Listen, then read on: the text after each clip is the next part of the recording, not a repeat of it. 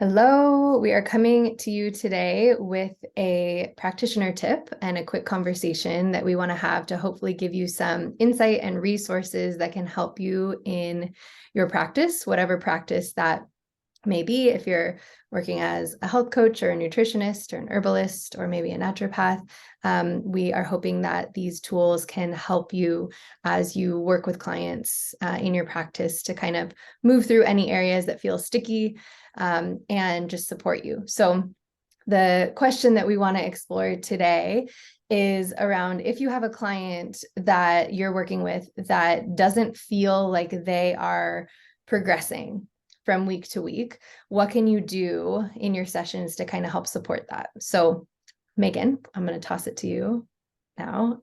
How do you approach this? So for everyone that comes in to work with me, one of the first things we do in our first session is we identify 5 measurables for that person. So those measurables are very highly individual. Typically, these are the 5 main pain points that people are working with. So for somebody, say, who has rheumatoid arthritis, their 5 measurables might be wrist pain or finger pain, shoulder pain, toe, say it's their, right toe that hurts, sleep issues, and fatigue. So, and for me, my number is between 1 and 5, 1 being feels great, no problem, 5 being severe.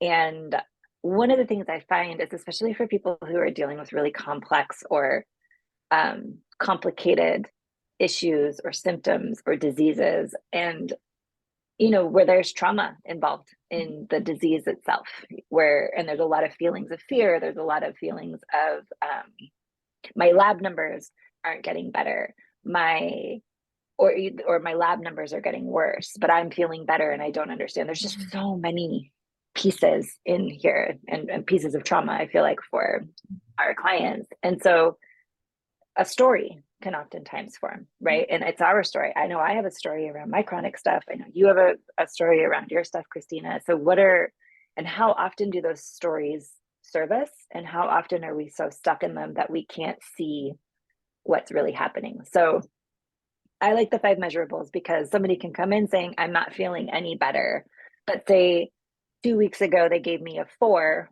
on their toe pain, and this week they gave me a 2.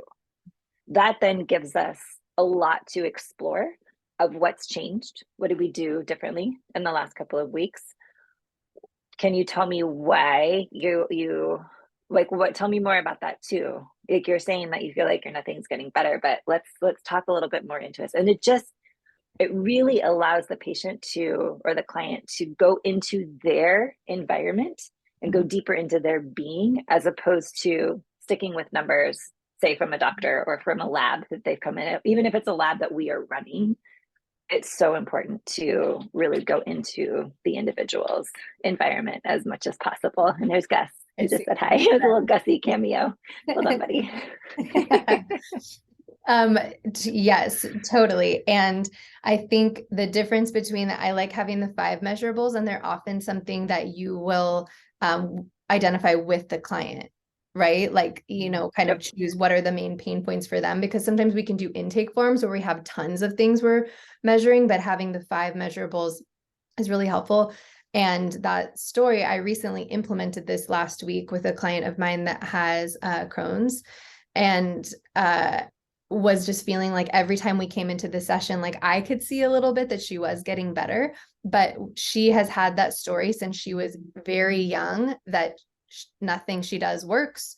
She doesn't get better, all these things. So that's a really hard thing to break out of. And it can be really hard as a practitioner when you're working with someone like that and, who has that story, like many of us, and you want them to get better, and you start to second guess, okay, are they getting better? Like, they're not progressing.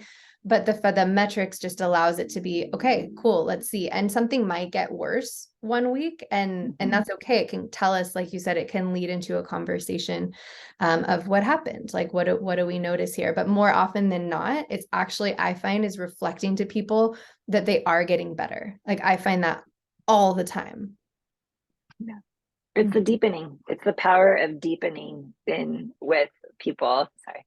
It's the power of deepening in with our clients. That's a profound tip. Sorry, Gussie is just easier. And honestly and truly, to me, it's more important that I'm able to deepen in and go deeper with people into their symptoms and into their story than having the right answer for what supplement to take for the thing. You know what I mean? Yeah, beautiful. I So feel like that. we hope that's helpful. Just a small micro tip that you can use if you have any clients that are in that scenario. If you implement that, let us know. Send us an email at hello@Slow Medicine Collective, and we would love to hear how it worked for you. We're going to be offering a free practitioner workshop next month in March. So stay tuned. If you're on our newsletter, you'll hear about it, or on our social media as well.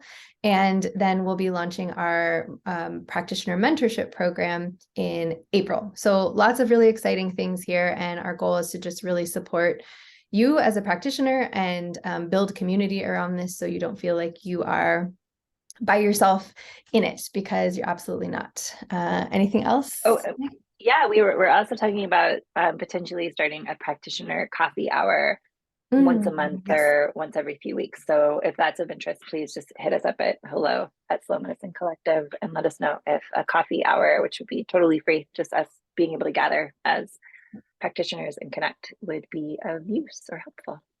All right. Thank you so much.